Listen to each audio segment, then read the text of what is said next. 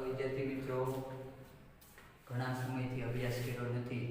કોરોનાને કારણે ઘરે બેઠા બેઠા ફોનનો સારો એવો ઉપયોગ તો કર્યો છે, પણ આજે ફોનનો ધોરણ 12ના અભ્યાસ તરીકે પણ આપણે ઉપયોગ કરીએ. તો જોઈએ ધોરણ 12 ચેપ્ટર નંબર 1, સંચાલનનું સ્વરૂપ અને મહત્વ. કે ભાઈ સંચાલન એટલે શું? આ તમારી માટે નવો શબ્દ છે. ધોરણ 11 ની અંદર હતા ત્યારે જોયું કંપની એટલે શું, વૈયક્તિક માલિક એટલે શું, ભાગીદારી પેઢી એટલે શું, એની અંદર કામ કરવાવાળા વ્યક્તિને જે કંઈ ખાનગી કંપની હોય, જાહેર કંપની હોય, ખાનગી કંપનીમાં કેટલા સંચાલકો હોય, જાહેર કંપનીમાં કેટલા સંચાલકો હોય, આ બધું આપણે જોયું. પણ એ સંચાલકો જે કાર્ય કરીને સંચાલન કહેવાય. તો એ સંચાલન કેવી રીતે કરવું, તમે એક સારા સંચાલક કઈ રીતે બની શકો, એ માટે તમારે સંચાલનને સમજવું ખૂબ જરૂરી છે. તો આપણે સંચાલનથી શરૂઆત કરશું અને આપણે અંત આવશે ત્યાં પણ આપણે આખા ધોરણ 12 સુધી આપણે સંચાલનને જોવાનું છે. વ્યક્તિનું સંચાલન આવશે, પછી નાણાકીય સંચાલન આવશે, બજાર સંચાલન આવશે, ઘણા બધા પ્રકારના સંચાલનો આપણે જોઈશું. આમ તો મોટે ભાગે તમે સંચાલન કરેલું જ હશે, પણ કોમર્સની ભાષામાં સંચાલન એટલે શું એ તમને ખબર હશે નહીં. મોટે ભાગે આમાંથી બધાએ કરેલું જ હોય સંચાલન. તો હવે આપણે એવું કહેવાય કે ભાઈ સંચાલન છે એની શરૂઆત તો અતિ પ્રાચીન યુગથી થયેલી છે. પાષાણ યુગ, જે આદિમાનવનો યુગ હતો ને, ત્યારથી સંચાલનની શરૂઆત થયેલી છે. જેમ કે આદિમાનવ હોય તો એ શિકાર કરવા એને જવાનું હોય, ખોરાક માટે શું કરતા કે શિકાર કરતા. તો શિકાર કરવા માટે એને જવાનું તો શું કરે, ભાઈ 2-3 વ્યક્તિ 4-5 વ્યક્તિ જૂથમાં જતા. એ બધા અગાઉથી જ આયોજનમાં હોય, પ્લાનિંગમાં હોય કે ભાઈ એક વ્યક્તિ અહીં ઊભો રહેશે, જો આ રીતના એની ઉપર હુમલો કરે તો તેને બચાવવા માટે બીજા વ્યક્તિ હુમલો કરે. આ રીતના ટૂંકમાં આયોજન બંધ સારો એવો અંકુશ રાખીને એની ઉપર એનો શિકાર કરી અને ખોરાકની જરૂરિયાતો પૂરી કરતા. યુદ્ધ થતા પહેલાના સમયમાં તો લશ્કર હોય, લશ્કર તેની અંદર પણ સંચાલન જોવા મળે. સેનાપતિ હોય, બધું આયોજન કરે કે ભાઈ કયો વ્યક્તિ સારો એવું લડી શકે અને ક્યાં ઊભો રાખવો, કઈ રીતના યુદ્ધ નીતિ ઘડવી, આ બધા જ પ્રકારની માહિતીને કહેવાય સંચાલન.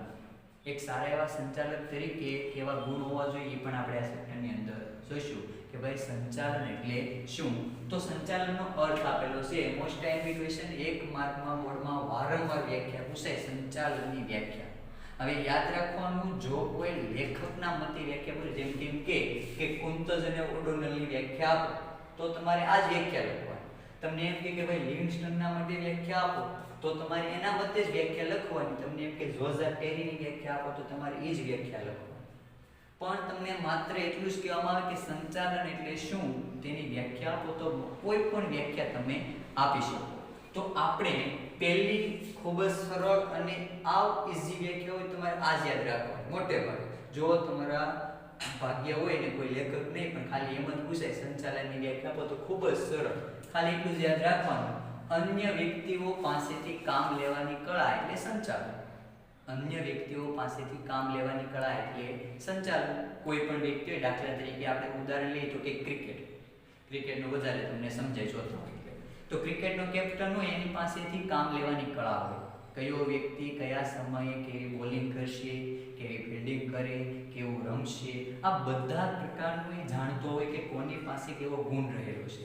અને એ ગુણનો તમે સારો એવો ઉપયોગ કરો, એની પાસેથી કામ લેવાની કળા એટલે તમે જે કર્યું એને કહેવાય સંચાલન. એટલે કે અન્ય વ્યક્તિ પાસેથી કામ લેવાની કળા એટલે સંચાલન. તો આ જોઝા કુંતજ અને ઓડોનલના મતે જો તમને પૂછાય સંચાલન એટલે શું તો કહેવાનું અન્ય વ્યક્તિ પાસેથી કામ લેવાની કળા એટલે સંચાલન. ખૂબ જ સરળ વ્યાખ્યા. ત્યાર પછી લિવિંગસ્ટન શું કહે છે કે ભાઈ ઓછામાં ઓછા સમય તમારો ખૂબ જ ઓછો લેવાનો છે. તમારી પાસે સમય ખૂબ જ ઓછો છે એવું માનીને સંચાલન કરો. ભાઈ ઓછામાં ઓછા સમય અને ખર્ચે તમારી પાસે નાણાં પણ જો તમારે બચાવવા હોય, તમારી પાસે પૂરતા નાણાં નથી, સમયનો અભાવ છે, તો તમે કઈ રીતે સંચાલન કરી શકો. કીધું ઓછામાં ઓછા સમય અને ઓછામાં ઓછા ખર્ચે તમારી પાસે ઉપલબ્ધ સાધનો, તમારી પાસે જે સાધનો છે એના દ્વારા તમે શું કરવાનું કે ભાઈ શ્રેષ્ઠ ઉપયોગ કરીને એકમના નિર્ધારિત ધ્યેયને સિદ્ધ કરવા. એટલે કે આપણે કોઈ નિર્ધારિત ધ્યેય, દાખલા તરીકે આપણે ધોરણ 12 ની અંદર શરૂઆત કરીએ એટલે આપણો પહેલો હેતુ એ છે જો 80% આવેલા છે તો આપણે A1 લાવવું, એટલે કે 90 ઉપર જવું. તો એ માટે શું કરવાનું, તમારી પાસે સમય કેવો તો કે ખૂબ જ ઓછો ગણવાનો, 1 વર્ષ ગણવાનું નહીં. હવે બોર્ડની પરીક્ષા કાલે છે એમ સમજીને તૈયારી કરવાની. સમય કેવો ખૂબ જ ઓછો. સાધનો, તમારી પાસે જે પુસ્તકો છે, જે બુકો છે, એનીમાંથી જ તમે સારો ઉપયોગ કરો. ધોરણ 12 ની વાત કરતા ધોરણ 12 છે એ પણ લાવવો હોય તો તમારી પાસે સાધનો મર્યાદિત છે, સમય ખૂબ જ ઓછો છે એવું માનીને તૈયારી કરશો આપણે, તો ધોરણ 12 ની અંદર A1 લાવવા માટે સમય ઓછો, ખર્ચ પણ કેવો કરવાનો ઓછો. આપણે વધારે નવનીત ને મોબાઈલ લેવો, મોબાઈલમાં વિડીયો એવું કાંઈ કરવાની જરૂર નથી. શિક્ષકોની મદદ લો, મિત્રની મદદ લો, બધાની મદદ વડે ટૂંકમાં ખર્ચો પણ કેવો લાગશે ઓછો. પણ એ માટે શું કરવું પડે? અગાઉથી આયોજન કરવું પડે, સંચાલન કરવું પડે કે ક્યારે આપણે કોનો ઉપયોગ કરવો. સ્કૂલની અંદર જઈએ તો કઈ રીતના ભણવું, કોઈ મિત્રને આવડે છે તેને પૂછી લેવું, શિક્ષક જ્યારે પૂછે આપણે એને પણ પૂછી લેવું. એટલે ટૂંકમાં ઓછામાં ઓછા સમયે, ઓછામાં ઓછા ખર્ચે ઉપલબ્ધ સાધનો, તમારી પાસે જે સાધનો છે એને તમે શ્રેષ્ઠ ઉપયોગ કરવાનો.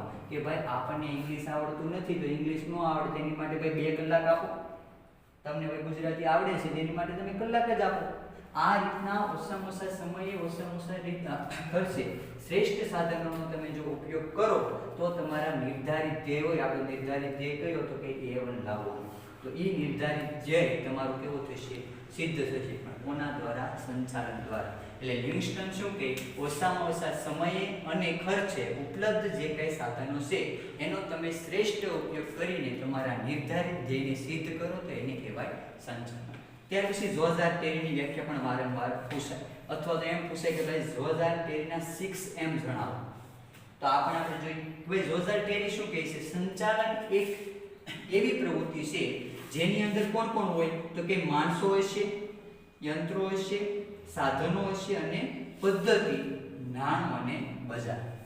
આ બધાનું કણ કોનું? તો કે ભાઈ માણસો, યંત્રો, સાધનો, પદ્ધતિ, નાણું, બજાર અને બધાનું સારું એવું આયોજન કરો, એના ઉપર અંકુશ રાખો તો એને કહેવાય સંચાલન. 6M તો કે ભાઈ man, machine, material, method, money, market. એને 3 પાર્ટમાં વહેંચી દેવાના એટલે સરળતાથી યાદ રાખી શકાય.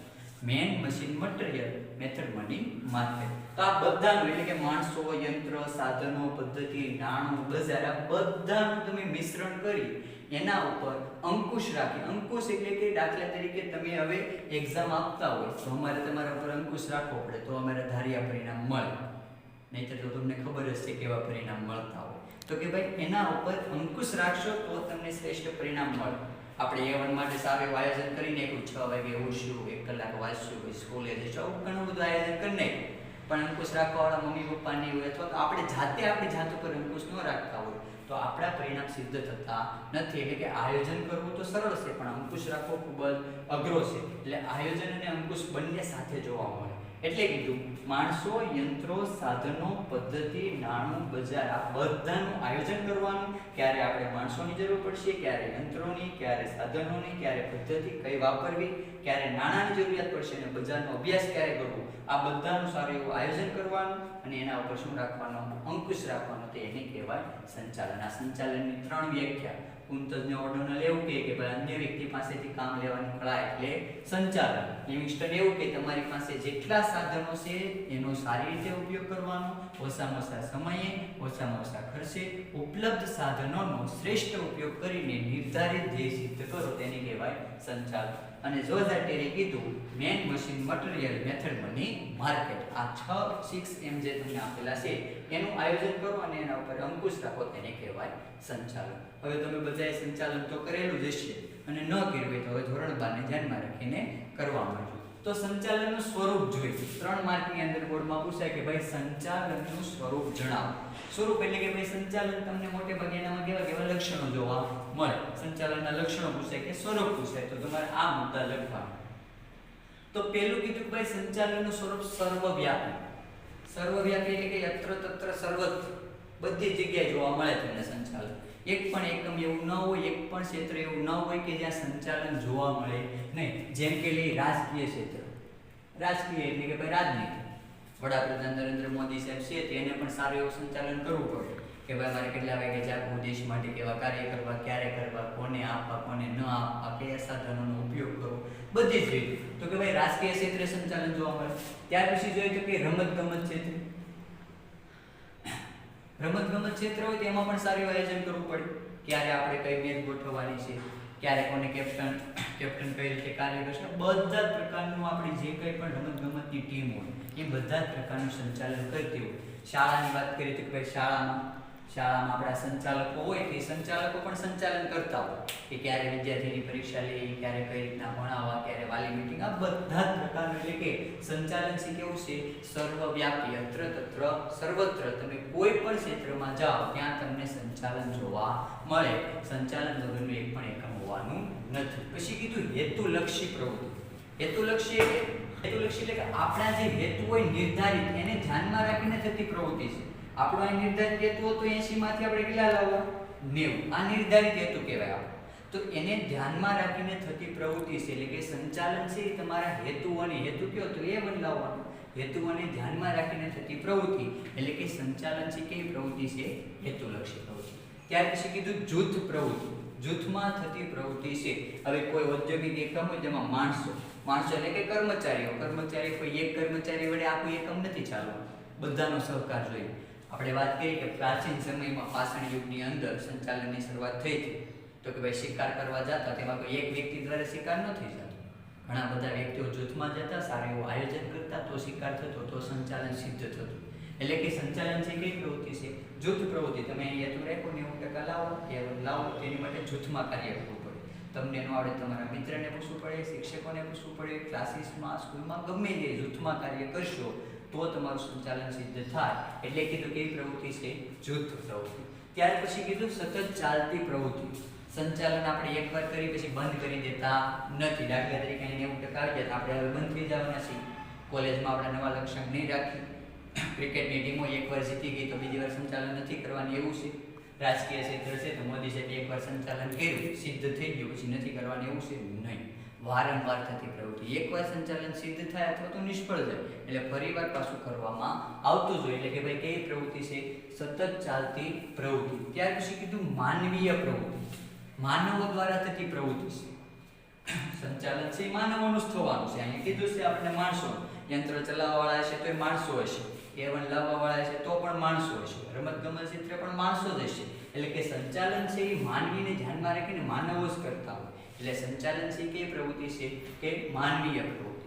ત્યાર પછી કીધું નિર્ણય પ્રક્રિયા. આ સંચાલનનું અગત્યનું સ્વરૂપ એટલે કે લક્ષણ છે નિર્ણય પ્રક્રિયા.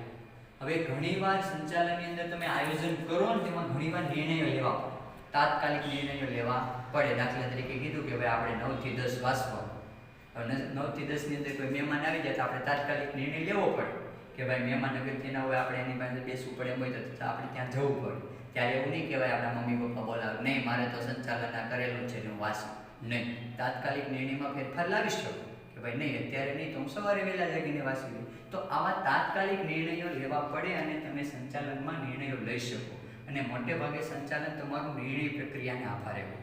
હવે નિર્ણય પ્રક્રિયા તાત્કાલિક જેટલી ઝડપી તમે લઈ શકો એટલી સરળ બનાવો એટલું તમારું સંચાલન પણ કેવું થશે, સરળ બનશે. એટલે સંચાલનમાં નિર્ણય પ્રક્રિયા ખૂબ અગત્યનો ભાગ ભજવે.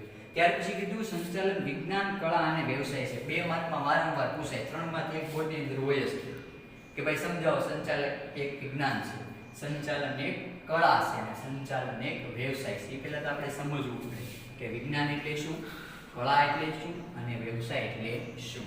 તો આ તમે વ્યવસાય તો ધોરણ 11 માં વ્યાખ્યા ભણીને આવો છો કે ભાઈ વિશિષ્ટ જ્ઞાન ધરાવતા હો, એની જે સેવાઓ આપે બદલામાં વેતન મેળવે તેને કહેવાય વ્યવસાય. પણ કળા અને વિજ્ઞાન, તો વિજ્ઞાન એટલે શું તો કે ભાઈ વિશિષ્ટ પ્રકારનું જ્ઞાન કે જે ઘણા બધા સિદ્ધાંતો નિયમો ઉપર આધારિત એને કહેવાય વિજ્ઞાન.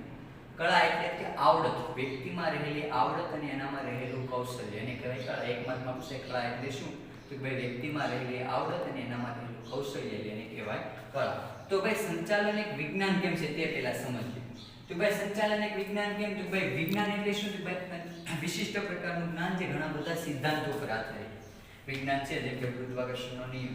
તો આ જે સિદ્ધાંતો પર આધારિત છે એમ સંચાલન પણ ઘણા સિદ્ધાંતો પર આધારિત છે.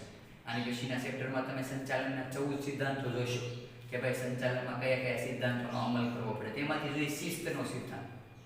શિસ્તનો સિદ્ધાંત તમે અનુસરણ કરો, એકમમાં જેટલી શિસ્ત હોય એટલું તમારું સંચાલન.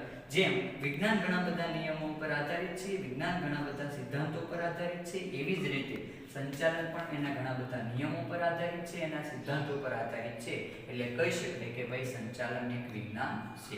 ત્યાર પછી સંચાલન એક કળા. કળા એટલે ભાઈ વ્યક્તિમાં રહેલી આવડત, વ્યક્તિમાં રહેલું કૌશલ્ય.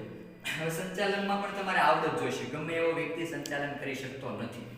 જેનામાં આવડત હોય, જેને જ્ઞાન હોય, જેને આજુબાજુને બધા જ વાતાવરણની ખબર હોય, તે સારું સંચાલન કરી શકે. તો ભાઈ કળા એટલે કે વ્યક્તિમાં રહેલું કૌશલ્ય. સંચાલન કરવાવાળા વ્યક્તિમાં પણ ઘણી બધી આવડતો હોય, ઘણી બધી કૌશલ્ય હોય, એટલે કહી શકાય કે સંચાલન એક કળા છે અને સંચાલન એક વ્યવસાય. જેવી રીતે તમારે વ્યવસાયમાં વિશિષ્ટ જ્ઞાનની જરૂરિયાત પડે, જેવી રીતે તમે વ્યવસાયમાં વિશિષ્ટ પદવીઓ મેળવો, એવી રીતે સંચાલકને પણ એની અમુક વિશિષ્ટ લાયકાતો મેળવવી.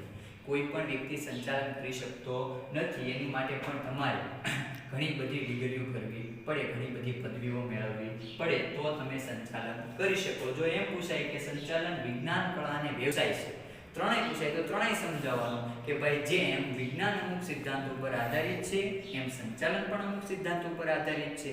જેમ વિજ્ઞાનને એના ઘણા બધા નિયમો છે, એમ સંચાલનને એના ઘણા બધા નિયમો છે.